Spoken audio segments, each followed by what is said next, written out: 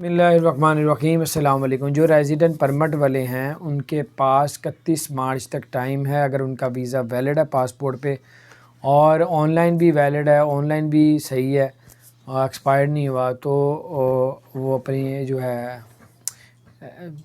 جی T R F سے یا آئی سی ایک سے اپروول لے کے 31 مارچ سے پہلے آپ لوگ جا سکتے ہیں۔ یہ کچھ اپڈیٹس تھیں۔ باقی کچھ ایئر لائن والی ایسی بھی ہیں جو کہتی ہیں کہ ہماری ٹکٹ لو اور شارجہ کے لیے جاؤ، وہاں سے بائی روڈ دبئی چلے جاؤ، وہاں سے بائی روڈ ابو دھابی چلے جاؤ، ایسے بھی لوگ کہتے ہیں، لیکن کئی لوگ چلے بھی جاتے ہیں۔